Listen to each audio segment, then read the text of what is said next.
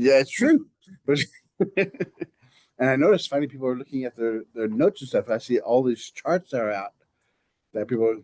So I mean, when I answer the quiz questions, I could give you the picture. You tell me everything else about it, or I can give you the function, or I can ask you, give me what functions have this domain, or what functions have this range. And it So can be any of the 12. any of the 12, anything on that page. So when you learn something, you have to know inside and out. For example, I mean, when we say x equals 3, it's just not this way. It's also this way. I can't see you. Yeah, it's pretty sorry. Look at that, a blue. There.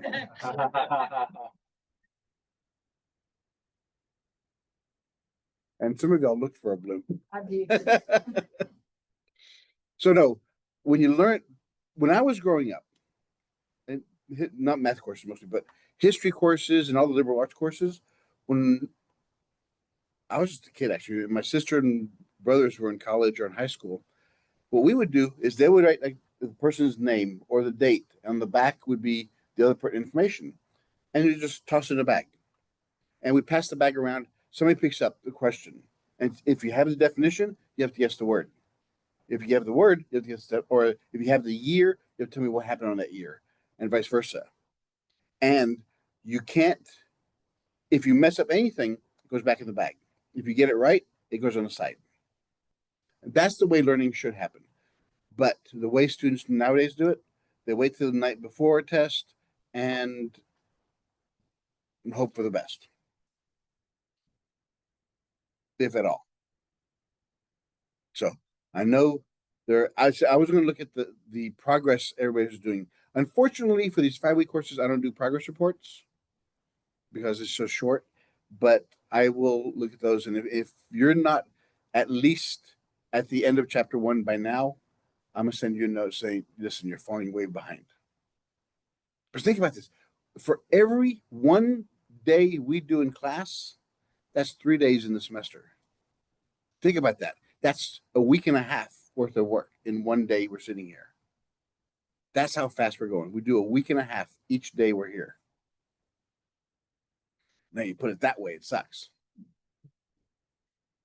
All right, so let's look at section 2.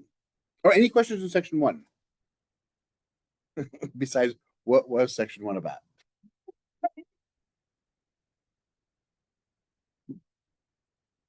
Any questions in section 1? All right, then let's move on to section 2. This one says the algebra of functions. What does that mean? What does it mean to algebra of functions? When we say algebra,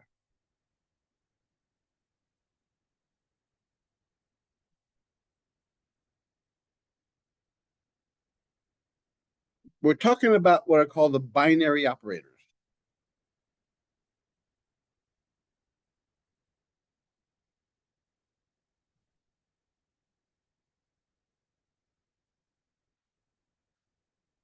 These are called binary operators. Reason they're called binary, what does binary mean? 2 numbers, 2 terms, 2 numbers. So none of this stuff means anything. Like, that doesn't mean anything. What do I need? I need another number on the back of it. So you have to have something in front of it and something behind it for it to mean anything. That's what we're going to do today, this but with functions.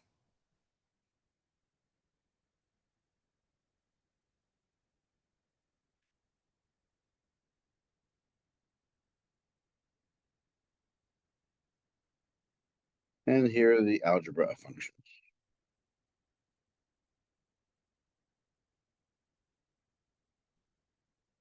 First off, we define f and g are functions. We should also specify that they're continuous functions, because we don't want any any jump discontinuities or any holes or anything like that. So first one.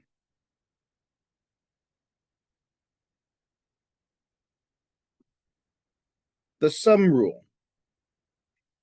What does sum mean? It means addition. What this one says is if I have two functions and I add them together, I can either add them together first and then put the x in there, or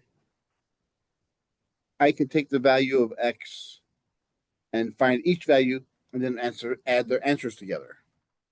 Whatever is easiest for you. You can either add the two equations together and then put the number in there, or put the numbers in there and then add the answers together. Then we have the difference rule.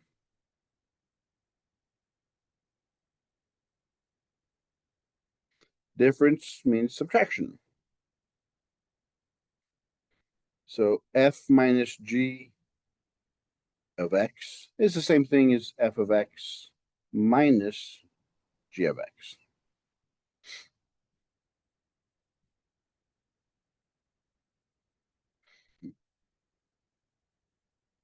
Then we have the product rule. Product means multiplication.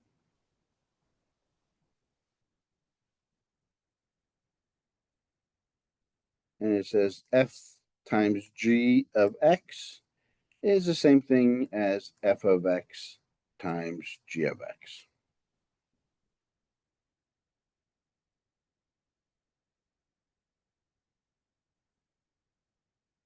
And the last one is called the quotient rule. Quotient simply means division.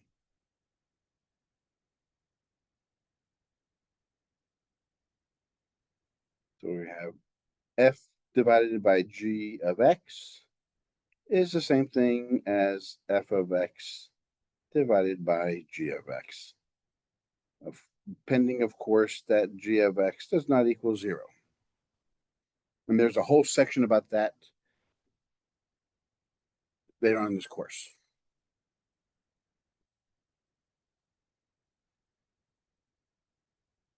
So that's the easy part. The hard part is what values can we use inside these operations? In other words, we're asking what is the domain of these functions, of the algebra functions?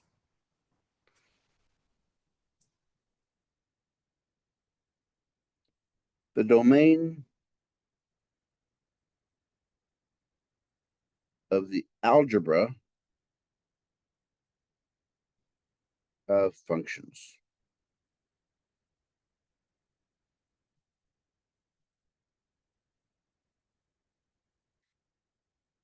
Remember, f and g are functions.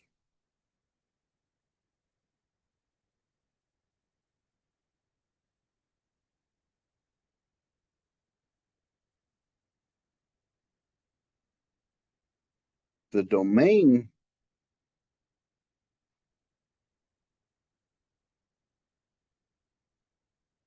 of the algebra functions,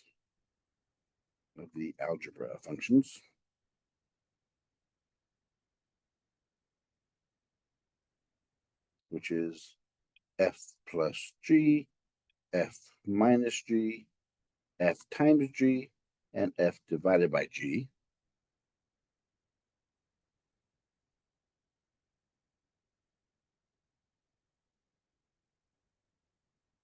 Well, hold up on this one really, because that one changes the whole scheme of things. So in the domain of the algebra, functions of those first four is the intersection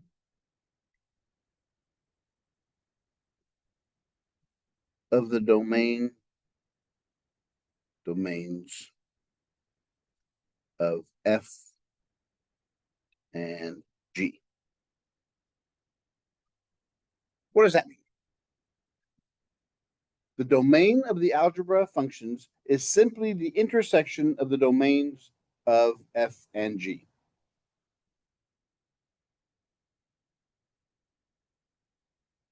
This is what it means. Let's say the domain of F is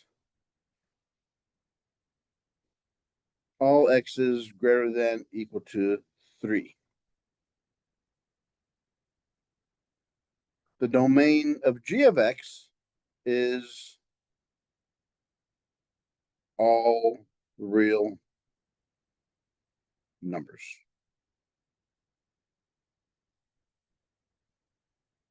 So what would the domain of each of these algebra functions be? Well, let's draw a picture of these. The domain of the first one starts at 3. Is it an open or closed circle? Closed circle, puts an equal sign, and it goes which direction? Yeah, since it points to the right, it's to the right. It goes to infinity. The domain of G is all real numbers, from negative infinity to positive infinity.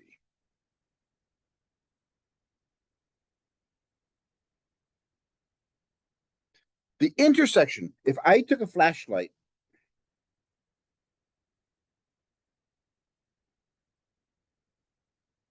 and shined down on it, what picture would show up here?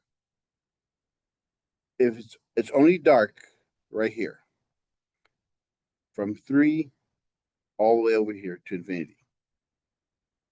That's the only ones that would show through. So this is your domain of your algebra functions. Make sense? Now, why is the quotient rule different?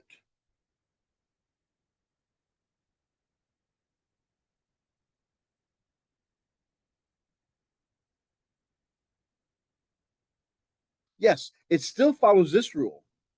This is F, this is G, this is F plus G, or F and G, the union of them. Why is F over G different?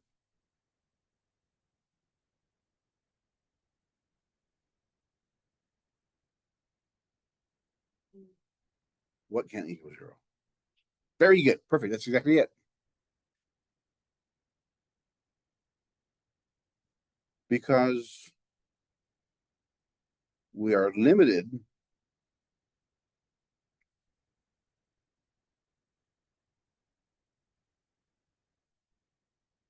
by the values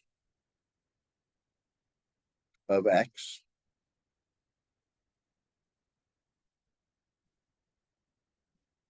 that make G equal 0. Very good.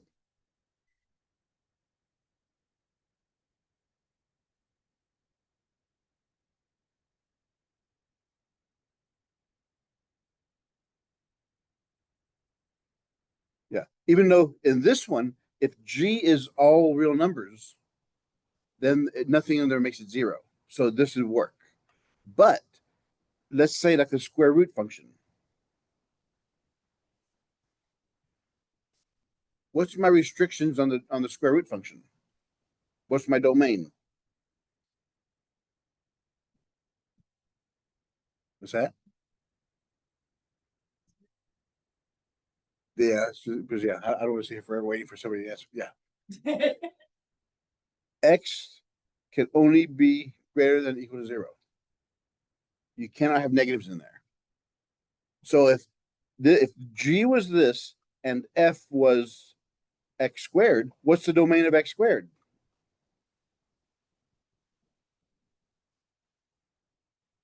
all real numbers, negative infinity, positive infinity. So if I put these two together, where do they overlap?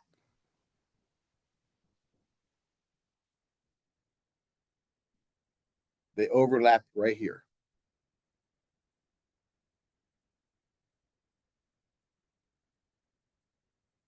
So that's my domain for that function.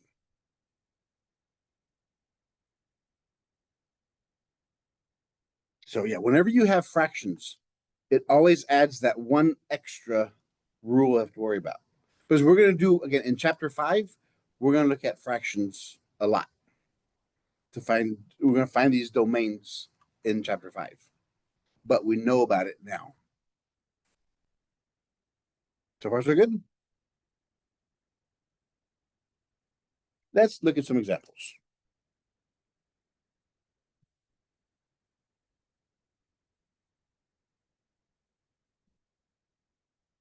Given that f of x is equal to x squared minus 4 and g of x is equal to x plus 2,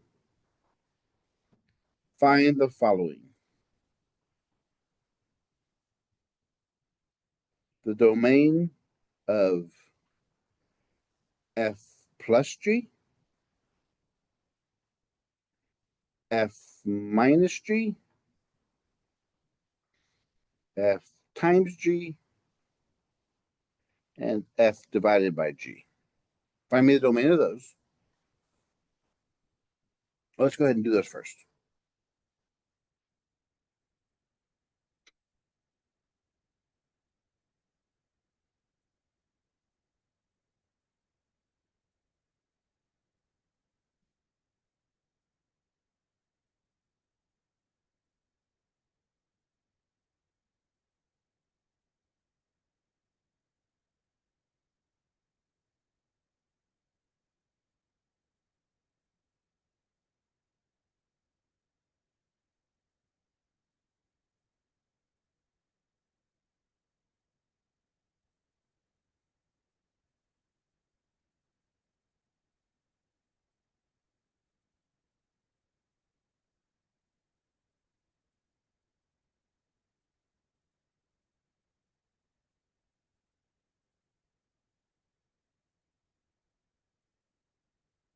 So what's my domain of f?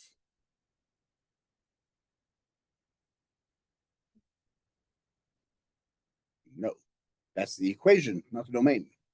The domain is what x values can I put in there. Remember, whenever you're looking for domain and ranges, you said, can I put negative numbers in there? Yeah, I can put anything. Can I put 0 in there? 0 squared is 0. Can I put positive numbers in there? Yeah, so it's all real numbers. Negative infinity, positive infinity. And that box R, that's the symbol? What's that? That's the symbol, the box R together? Yes. When we did the inequalities, this means all real numbers.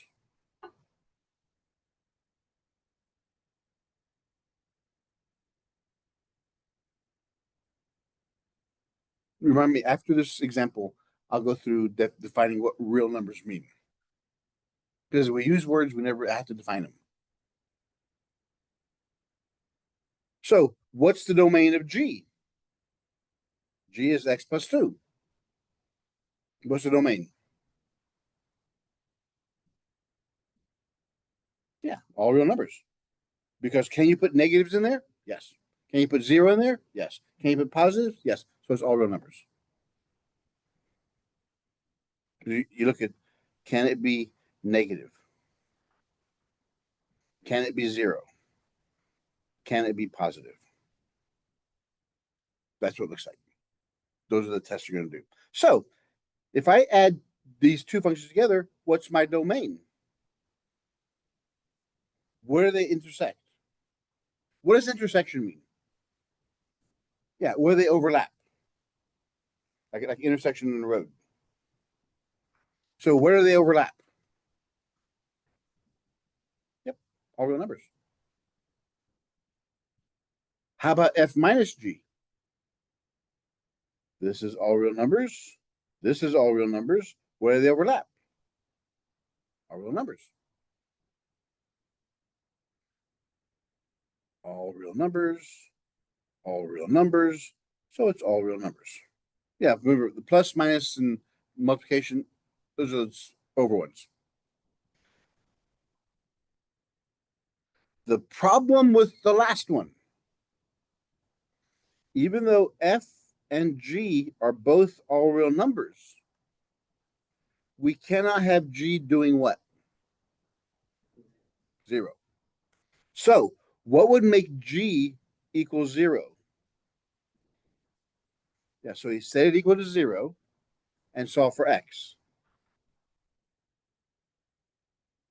So I cannot use -2. I can use anything else except I cannot use -2.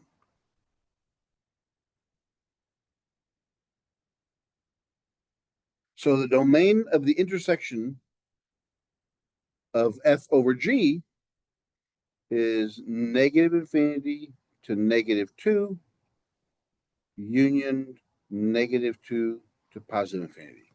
Or I can simply say x does not equal -2. The rest is valid.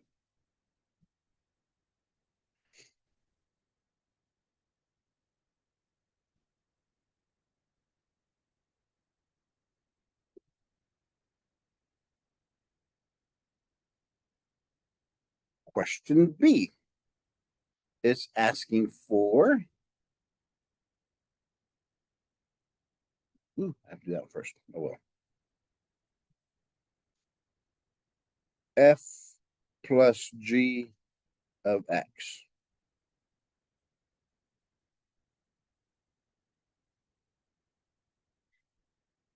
Remember, f plus g of x is the same thing as f of x plus g of x. What is f of x? It's x squared minus 4. There's the plus sign. And then g of x is x plus 2. To be safe, whenever you substitute things in, put them in parentheses. Now, do I need the first set of parentheses? Is there anything in front of it? No. So I can just drop the parentheses. How about the second parentheses? Is there anything in front of it? No, there's just a 1. So I could drop the second parentheses. Now what do? Whenever you get rid of parentheses, combine like terms. Always. Always start with the highest exponent. So it's x squared. The next one is x, which is power 1. So that's plus x. And then the constants. -4 plus 2 is, since opposite signs, 4 is bigger, it's negative. 4 minus 2 is 2. So there's the equation.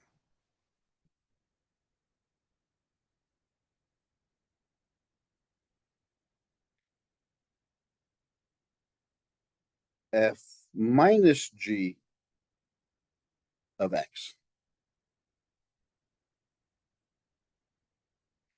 Remember, this is the same thing as f of x minus g of x. F of x is x squared minus 4 minus g of x, which is x plus 2.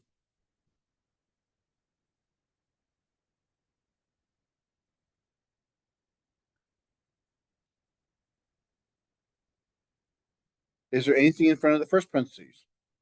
No, so I can drop them. Is there anything in front of the second parenthesis? Yes, there's a negative sign. It's a -1. So I have to distribute that negative sign to everybody inside the second one. So negative times positive is negative. 1 times x is x. Negative times positive is negative. 1 times 2 is 2. So whenever you have a negative in front of your parentheses, Basically, it says just change all the signs inside there. Now combine like terms. We have x squared. The next one's negative x. Then we have -4, -2. They're both negatives, so we add them. 4 plus 2 is 6. And there's that answer.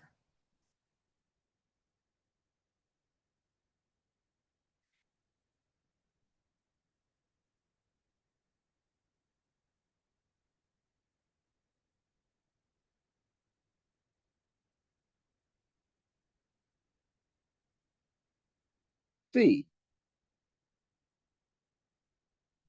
f times g of x, which is the same thing as f of x times g of x.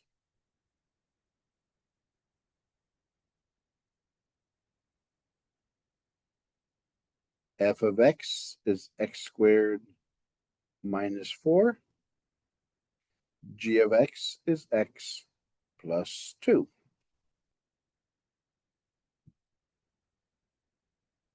Can we drop the parentheses? Nope, because we're multiplying them. Also, at the end of after this section, we're going to discuss the properties of math.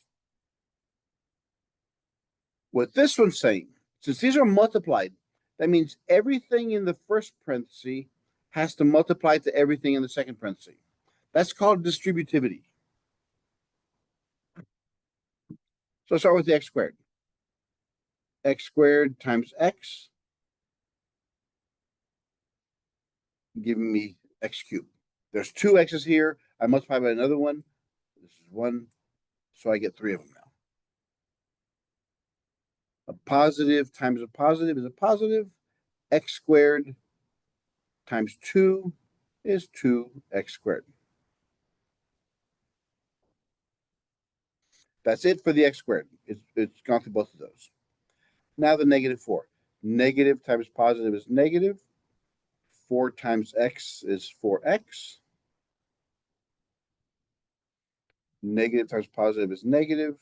4 times 2 is 8. That does it for that one.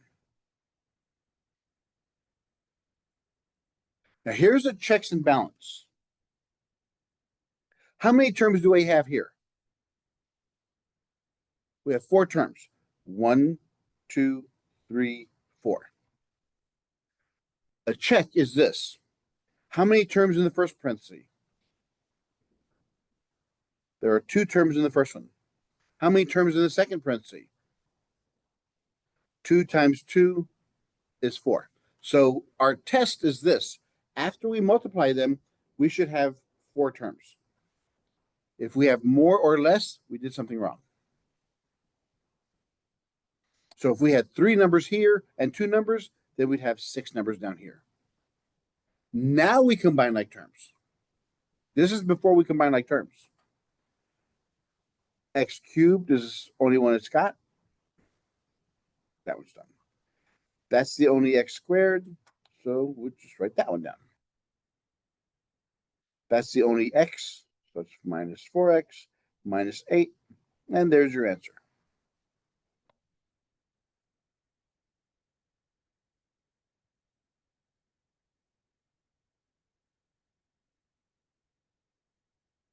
F divided by g of x. This is D.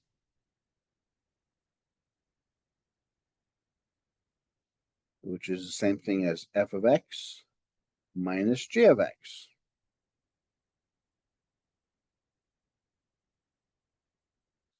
F of x is x squared minus 4.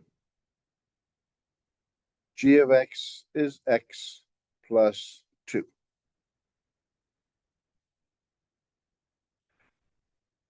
Notice, it's important to leave them in parentheses. The most common mistakes students do, the most common mistakes I see in exams and homework, the 2 goes into 4 twice. Can you do that? Why not? because these are equations. Because these are equations. They have to stay together. Whenever you have a plus or minus on top or bottom, that means it has to stay together. For example, 2 plus 3 over 2. 2 plus 3 is what? We should get 5 over 2 as an answer. But if we cancel out these, what do we get?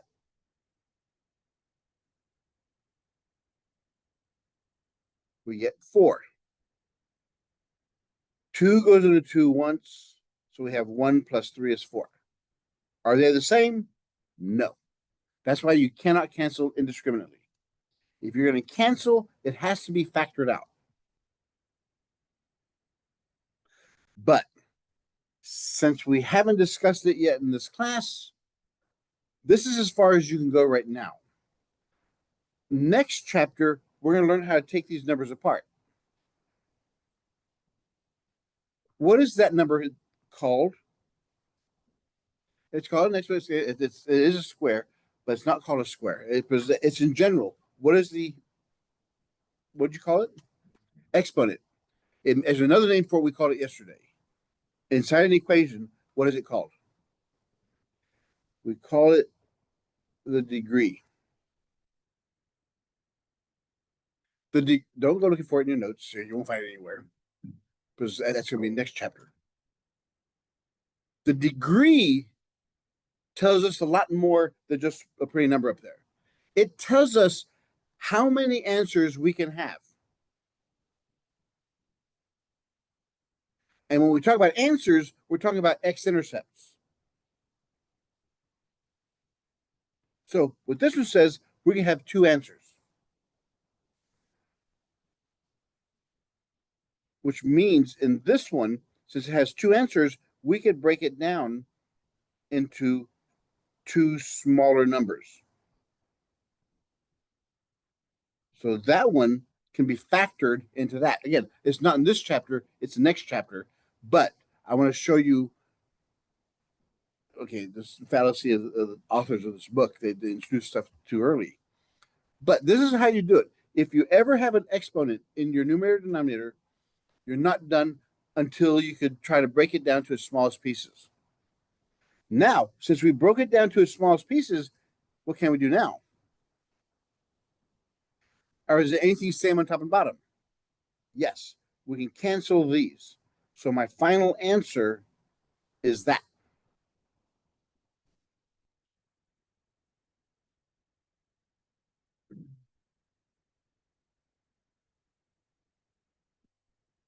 And we have another one.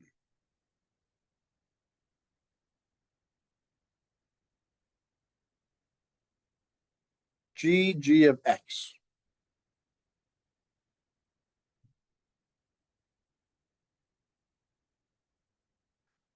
That's the same thing as saying g of x times g of x.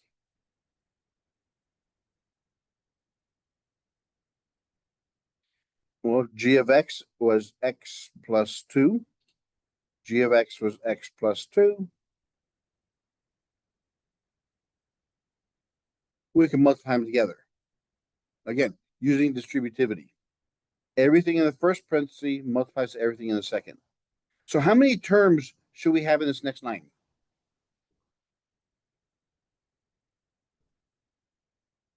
How many terms in this one? 2. How many terms in this one? 2. 2 times 2 gives us, we should have 4 terms here. So let's try it. X times x is x squared. Positive times positive is positive. X times 2 is 2x. That's it for that x. Positive times positive is positive. 2 times x is 2x. Positive is a positive. 2 times 2 is a 4. And those are our 4 terms. Now we combine like terms. The only like terms we have are right there. 2x plus 2x is 4x. And that's our final answer.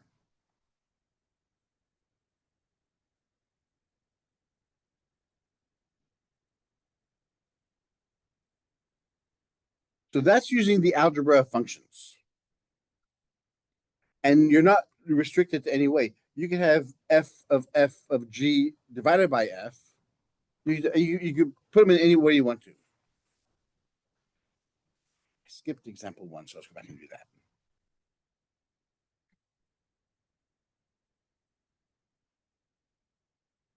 In example 1, f of x is defined as x plus 1, and g of x is defined as the square root of x plus 3.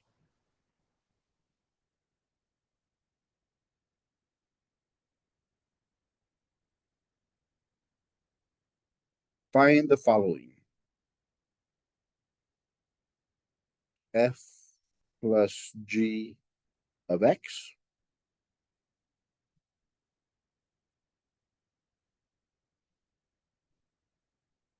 f plus g of 6, and then f plus g of -4.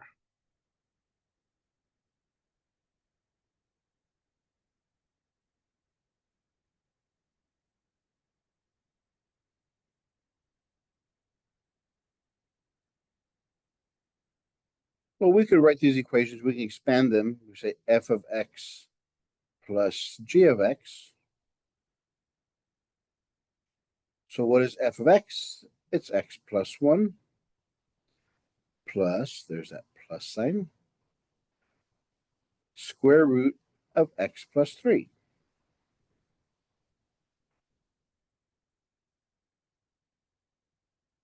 Do I need the parentheses? Since there aren't any coefficients other than 1, no, I could drop them.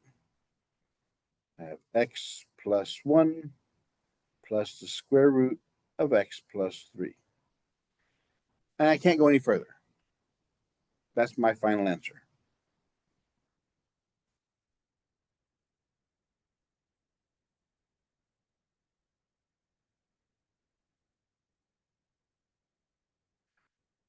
So what B says is I can either use this equation and plug in 6 inside this right now, which is, well, I'll do that. So anywhere I see an x, I plug this is my x. So I have 6 plus 1 plus 6 plus 3. Anywhere I see an x, I put a 6. And work it out. 6 plus 1 is 7. Inside the radical, 6 plus 3 is 9.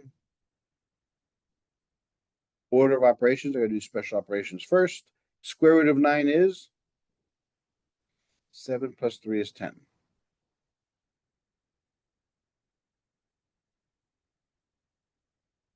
I could have done it that way.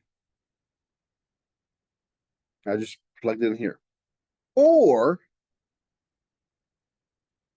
I could have taken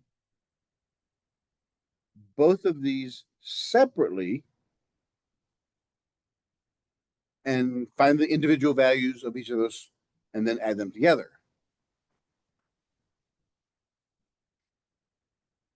So f is x plus 1. G is the square root of x plus 3. I put 6 in place of x.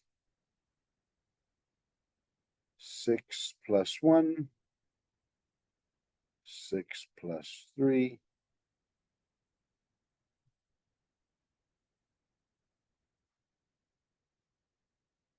And then square root of 9 is 3, so I get 10. Yes, they should give us the same answer. But what this is saying is you can choose whatever method's easiest for you.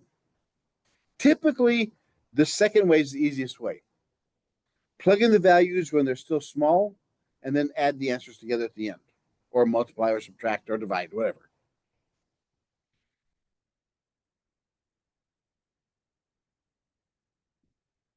The last one. So we have f of -4 plus g of -4.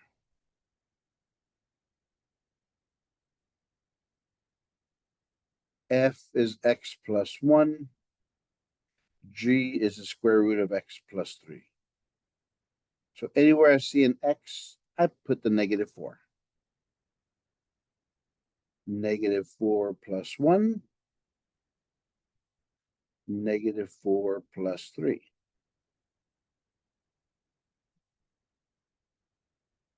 -4 plus 1, they're opposite signs. Take the sign of the larger and subtract. -4 plus 3 is -1.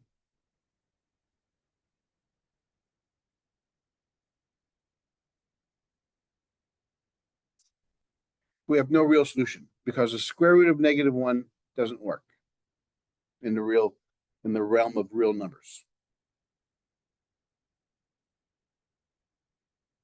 Now, could we have determined this sooner?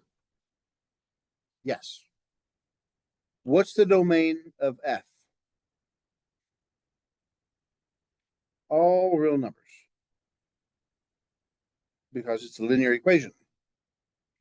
What's the domain of g of x? Remember, what's the smallest number you can have inside there? You can have a 0. So whenever you have an equation like this, take what you have inside there, set it equals 0, and that's going to give you the smallest x you can use. So x is equal to -3. That's the smallest number you can use. X has to be greater than or equal to, equal to -3. That's my domain. I notice that -4 is outside that domain. So that's why you do that. Now, yesterday I said, if you know the answers, don't spit it out. If you know the answers, if this is easy, don't come to class. I admonish you. I bless you. You're free to go. If this is easy for you, don't ruin it for everybody else. So don't yell out the answers if it's easy. There's 4 of you guys. And if it's dead waffling, then you can spit out the answer. But don't yell it out first. It does nobody any good. It doesn't impress me a bit.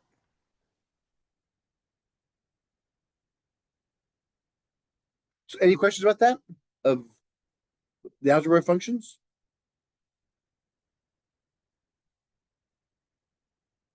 In chapter 1,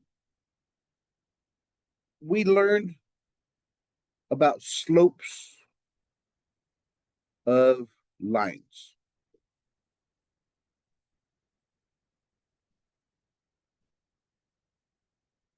Slopes of lines. What do you need to have in order to find a slope of a line?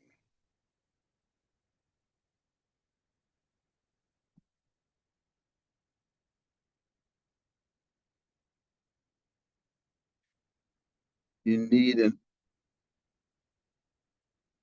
2 points.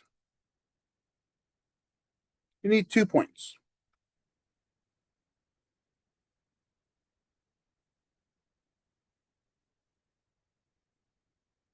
So there's point 1, there's point 2, the line connecting them, and the slope we know is y2 minus y1, x2 minus x1. We need that. But that's limiting. We have a sheet in front of you that shows you with 12 different functions that we deal with. This is only one function. Well, we do 2 of them. We also do the constant function, the horizontal line.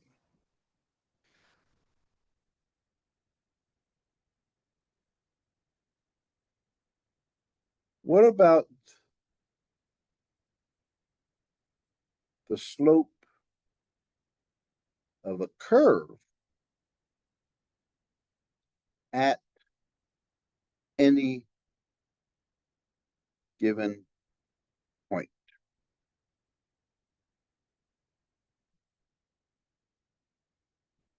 Now we're going to look at slopes of curves.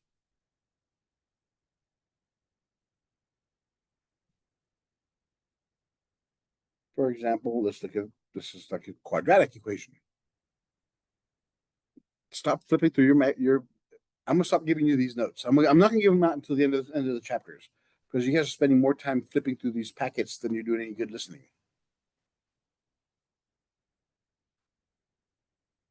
If I have 2 points on a curve and I connect them,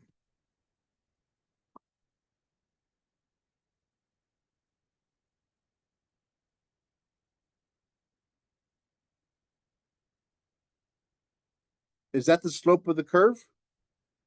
No. Why not? What is it called then? No. Whenever you have a line going through 2 points in a curve, that's called a secant line. What you're finding is the slope of the secant line through 2 points. Not just a line, it's a specific line.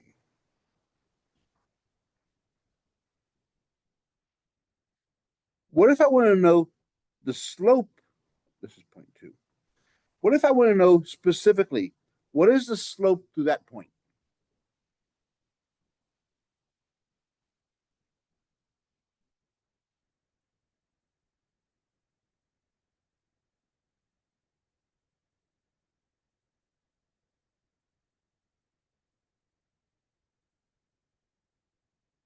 Let's look what we have here. So for point 1, what do we have? We have x1, y1. We have x1 and y1. For point 2, we have x2 and a y2.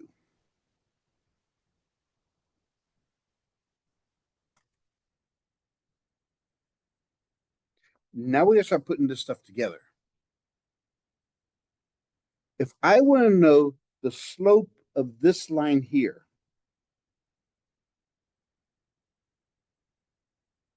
I have to get rid of the second point. I cannot have 2 points. So we call the distance between x1 and x2, we call that h.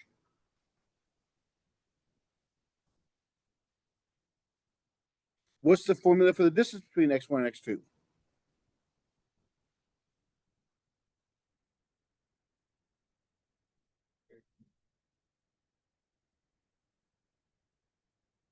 No. It's what we did when we first defined the equation of a slope. How do we find how far x1 and x2 are apart?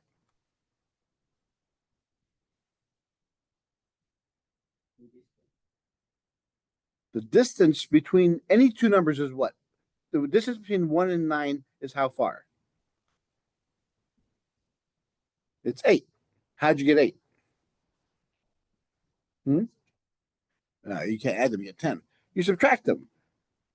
9 minus 1 is equal to 8. How about 12 and 35? How many numbers are between there? Yeah, 35 minus 12 is 23. This is the distance between the two numbers. So how do I do it with x1 and x2? So if this is my first point and this is my second point, what's the distance between them? X2 minus x1. We did that in chapter 1, section 1. The distance between any 2 points is the larger minus the smaller. So the distance is x2 minus x1.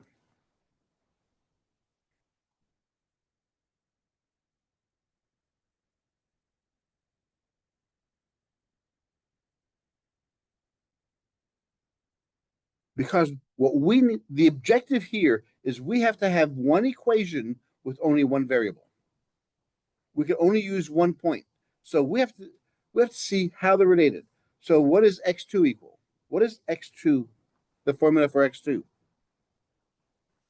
Well, if I add x1 to both sides, x2 is equal to x1 plus h.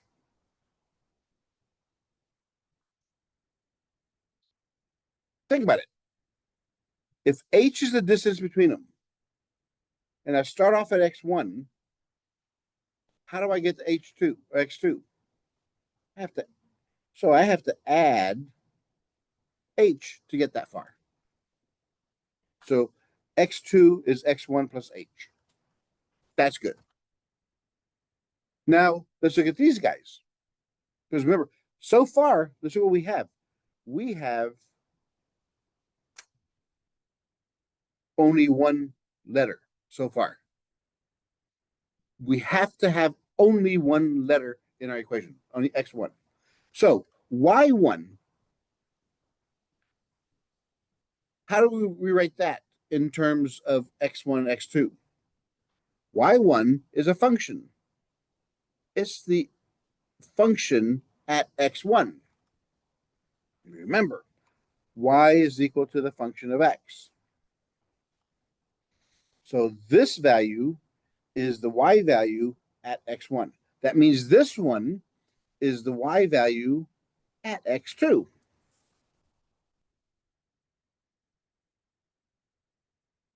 But what is x2? X2 is x1 plus h.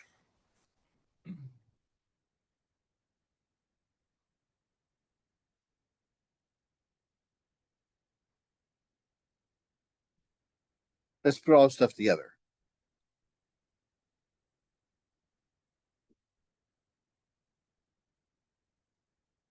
The slope equation we used was this.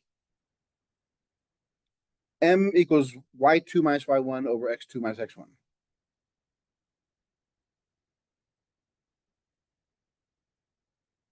Well, with what we just have here, y2 is the same thing as f of x2 minus y1 is f of x1,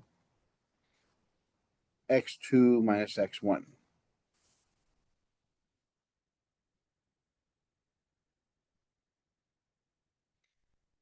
X2 is x1 plus h minus f of x1. And x2 minus x1 is what? X2 minus x1 is h.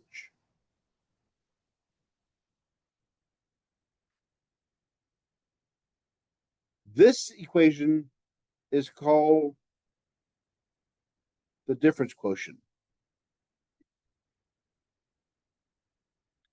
It allows us to find the slope of a line at one point. Let me show you how it's done.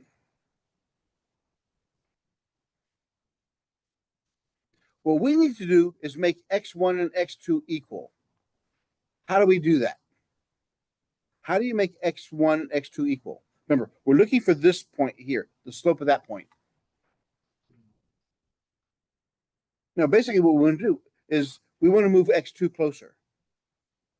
So if we move it here, now we're there. So we have this slope.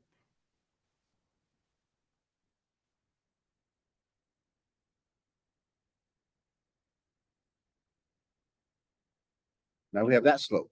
Let's move it closer. Now we have this slope.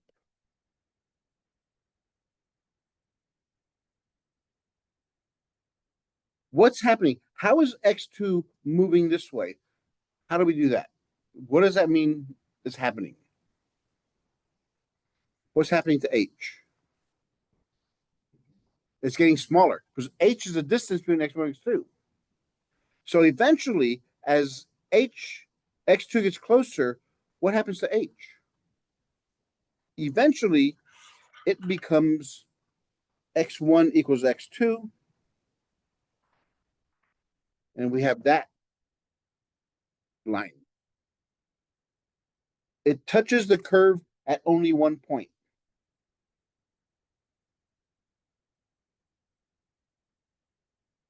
That's called a tangent line.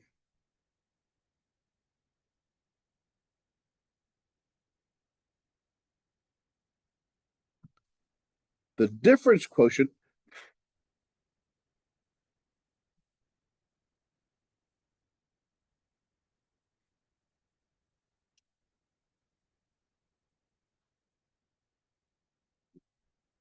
f of x sub 1 plus h minus f of x sub 1 all over h. The difference quotient finds the slope of the line tangent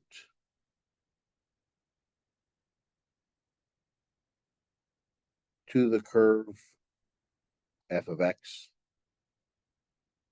at one point, x1.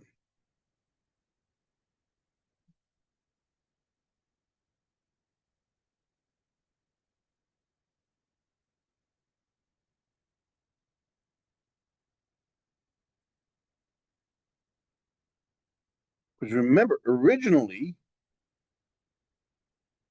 we started off with 2 points, x1 and x2. We started off with, what's this line called? What's this line? If it goes through 2 points, it's called a what?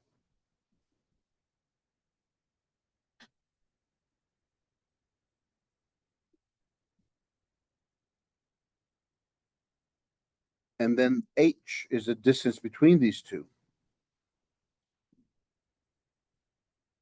As h goes to 0, that's what that means. As x gets very small, it becomes 0. X1 equals x2, and we have only 1 point. That's what's happening here. So if we want to know the curve of any point on a curve, the slope of any point on a curve, we have to use a difference quotient. So it's the slope of the line tangent to the curve.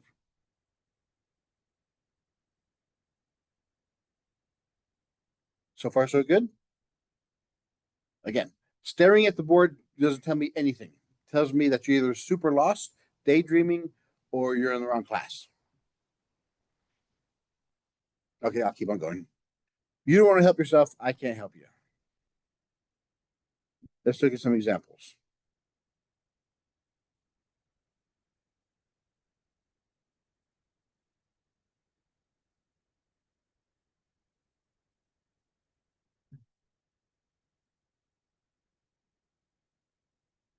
Given the function f of x is 2x minus 3,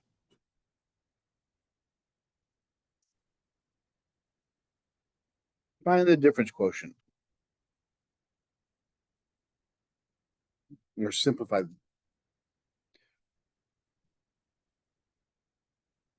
Ideally, what this question would ask on my kind of test would be, find the equation of the slope of the line tangent to the curve at a given point. That's what that means. Difference quotient. So what is the difference quotient? The difference quotient is f of x plus h minus f of x all over h. That's the formula.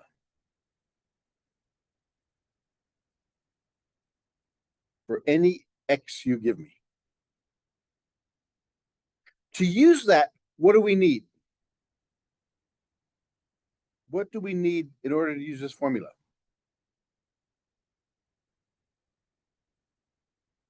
Well, h is just h. We just write the h down. Do we have f of x? Right there.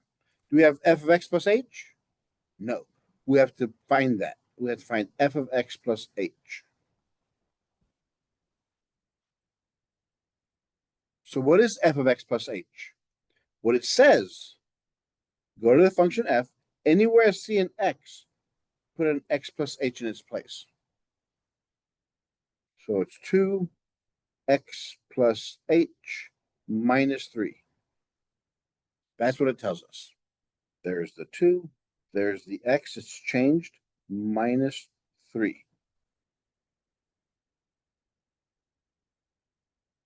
Once you find that value, that equation, now we can find the difference quotient. So according to our difference quotient, we start off with x plus h, which is, I don't need parentheses. So it's 2x plus h minus 3. Yeah. Minus, there's that minus, f of x. F of x is 2x minus 3 all over h.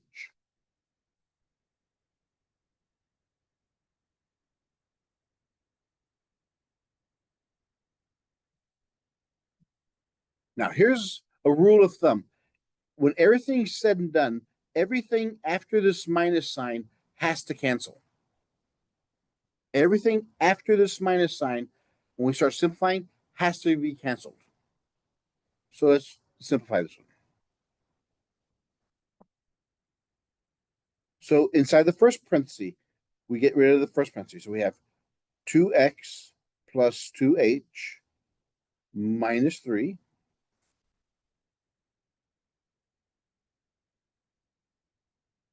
We have to get rid of the second parenthesis, so we distribute that negative sign. So it's negative 2x. Negative and positive is negative. Negative times negative is a positive.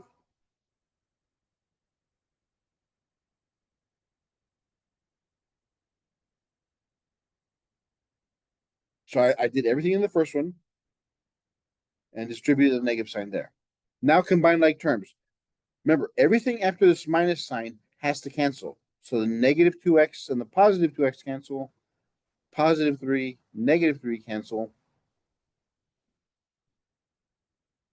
So we're left with 2h over h. The h's cancel. So the answer is 2.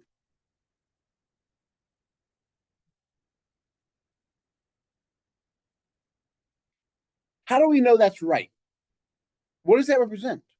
What does this 2 represent? This 2 represents the slope of the line tangent to my function at any point x. That's what the difference quotient, when you look for the difference quotient, that's what it finds. Well, let's check it. Our original function was this. What kind of equation is that?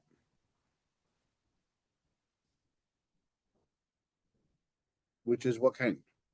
From the library of functions, what's its name? Y equals mx plus b. It's an equation of a line. It's a linear equation. What number is in front of the x? The slope is what? That's what we found. So now we know the method works. Let's look for a more complex one. In the next equation, example 4,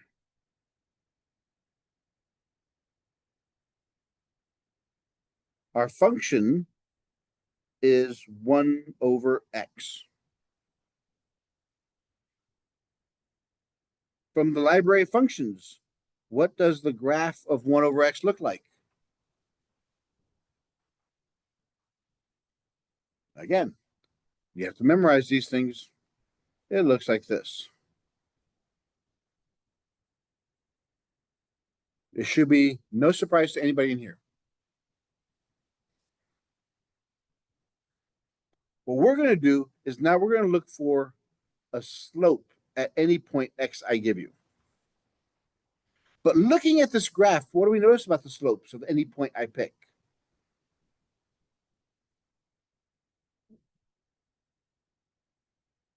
No, the slopes, not the x values. But you're right. The domain, I can't use 0. But if you look at this thing, is this a left side? Is it increasing or decreasing function?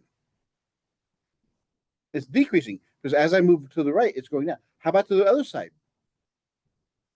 It's also decreasing. It's going down. It can't be increasing. As we move to the left or right, look at both graphs, they're decreasing. So the slope on this entire equation, everywhere we look at it, the slope is negative because it's decreasing everywhere. 1 over x is a decreasing function everywhere.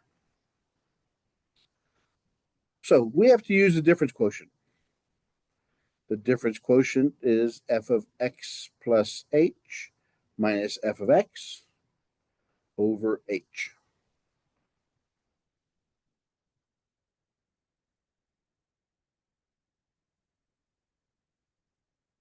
We have f of x. We need to find f of x plus h. So what is f of x plus h? Anywhere I see an x, I change it to x plus h. That's all it tells us to do. Anywhere you see an x, change it to x plus h.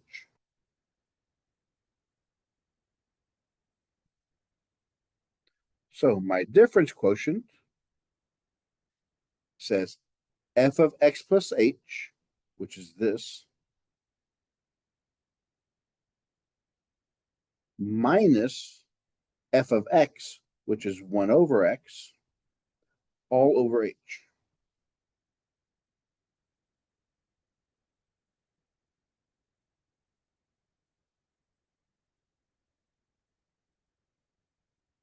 Remember, we have to now remember our rules of algebra. We have to treat the top and the bottom separately. Whenever you have fractions and you have equations, treat the top and bottom separately. Don't combine them until the very end. So what do we do on top? What does it tell us to do? Take this number minus this number. How do you subtract fractions? What do you have to have? You have to have a common denominator. So we're just looking at the top numbers now. So in this first one, the bottom is x plus h. Does this one have an x plus h? No. So I have to multiply top and bottom by x plus h.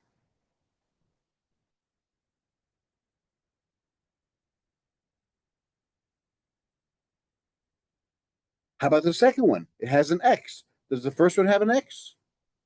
No. It has an x plus h. It doesn't have an x. So we have to put an x over here.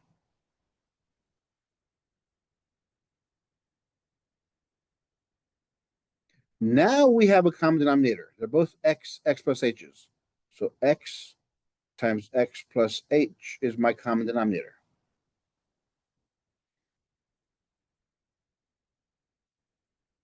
What do I have on top? X times 1 is x minus 1 times x plus h is x plus h.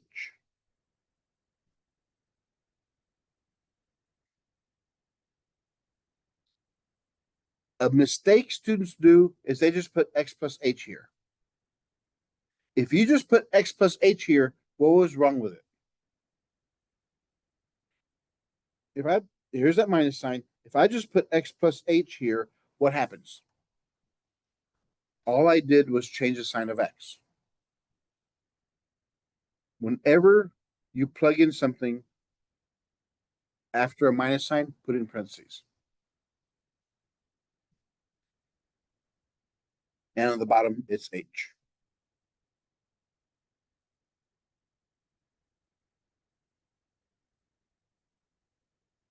So we have x plus h. That's the common denominator. The numerator, we have an x.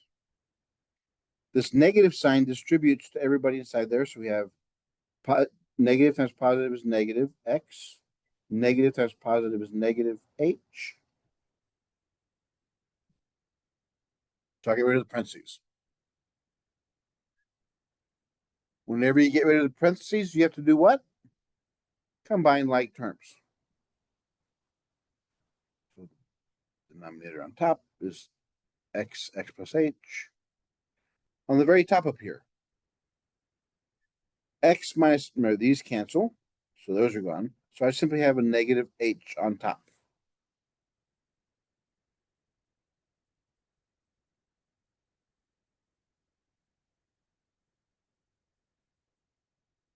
I'm simplifying it. Can I simplify? Don't touch this x times x plus h. Don't touch that because it's the denominator. Don't touch it. Leave it factored out. Can't go any further just yet. I have to get rid of the fractions. I have a fraction over a fraction. The bottom number is over 1. Take the top fraction, leave it alone.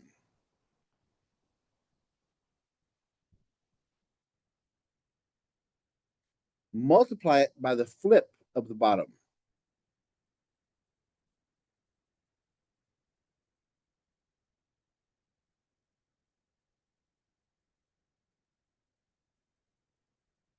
Before you multiply fractions, always reduce first. So can anything on top cancel with anything on the bottom? The h. So that leaves me negative 1.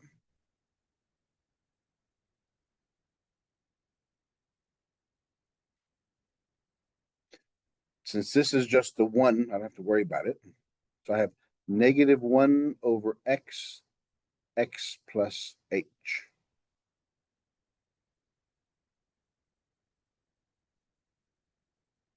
Not done yet. What does h go to? H goes to 0 because it's the distance between x1 and x2. We want them to be the same point. So 8, remember, h is equal to x2 minus x1. I want this distance to be 0. I want x1 to equal x2. So anywhere I see an h, I put a 0. X times x is x squared. So that's my difference quotient. That's my slope of the line tangent. Remember, I told you the slope is negative everywhere. Sure enough, it is. Every point along that curve, the slope is negative.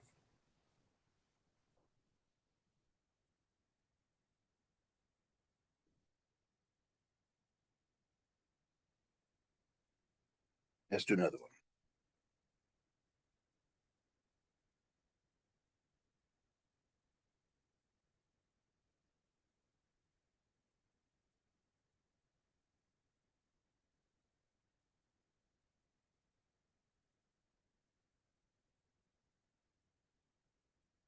Example 5. F of x equals 2x squared minus x minus 3. So it says for the function, find the difference quotient. The difference quotient is f of x plus h minus f of x over h.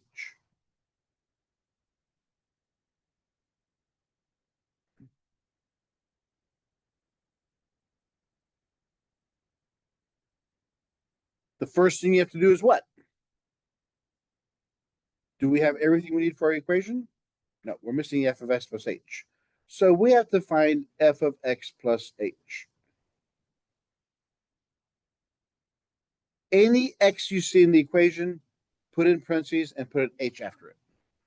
So this x becomes x plus h squared minus x plus h minus 3.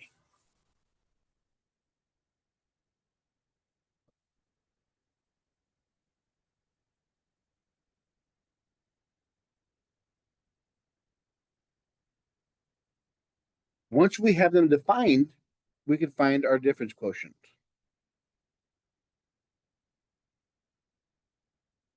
So f of x plus h is 2 x plus h squared minus x plus h minus 3 minus the f of x. I put the second one, anything after the minus, I put in parentheses. 2x squared minus x minus 3 over h.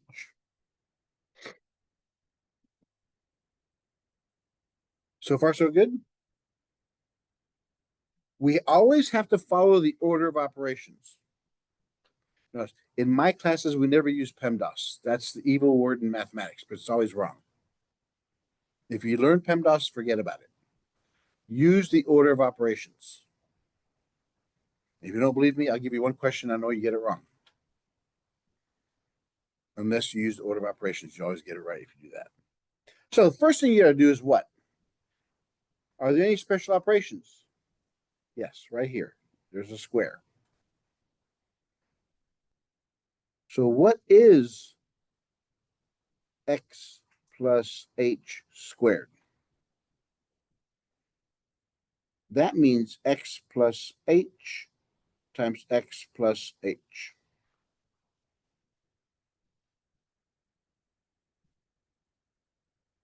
So now we have to multiply those out. X times x is x squared. Positive positive is a positive. X times h is xh. That does it for the x. Now the h. Positive positive is a positive. H times x is xh. Plus h times h is h squared. Combine like terms, we have 2xh.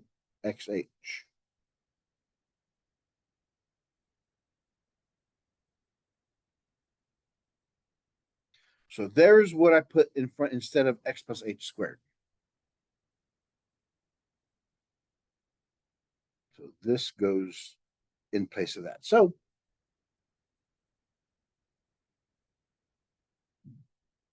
I have 2x squared plus 2xh plus h squared minus x plus h minus 3 minus my function. 2x squared minus x minus 3 over h.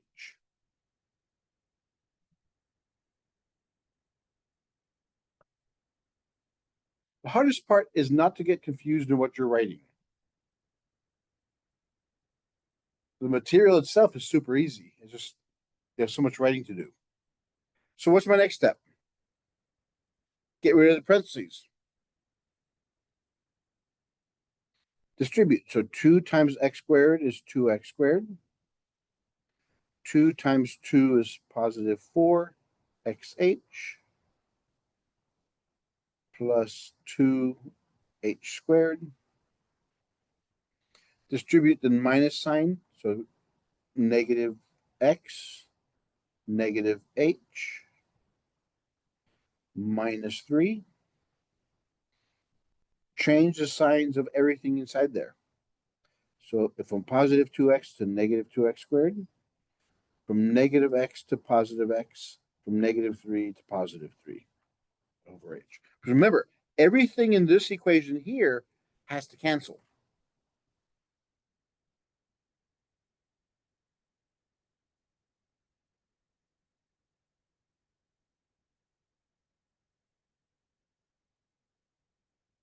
So here we have negative 2x squared, 2x squared, those cancel. Positive x, negative x, those cancel. Positive 3, negative 3, those cancel. So what we have left is 4xh plus 2h squared minus h over h.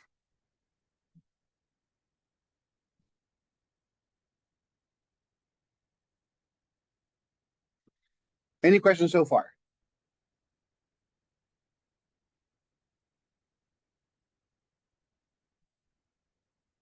Now, remember, now we also have to get rid of the h on the bottom. So how do we do that? On top, What can we factor out? What do they have in common? They all have one h in common.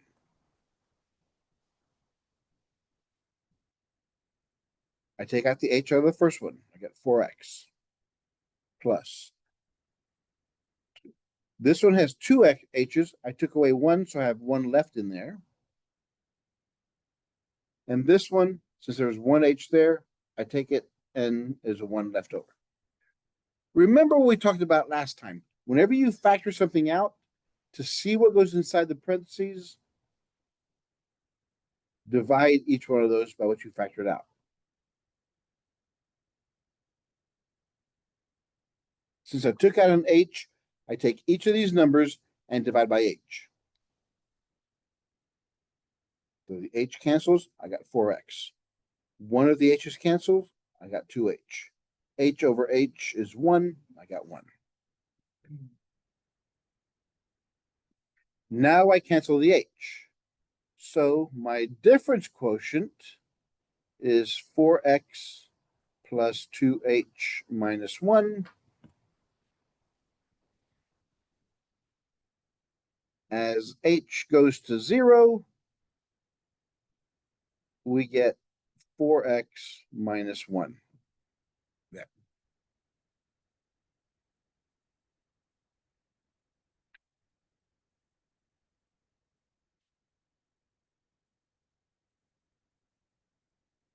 Again, what does this number represent?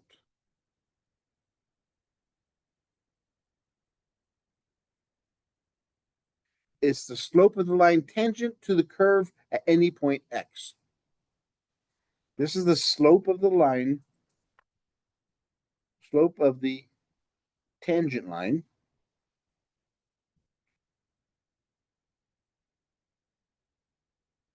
to the curve f of x at any x. That's what it tells us.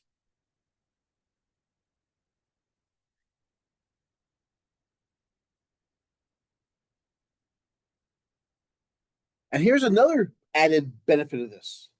What you have just done is what I teach my calculus class. This is what starts calculus. This, in essence, is what we call a derivative in calculus. The first half of calculus is based on this. See how easy math is? You never thought you'd ever do calculus. You just did it. Well, some of y'all, the rest of y'all just stared at the board.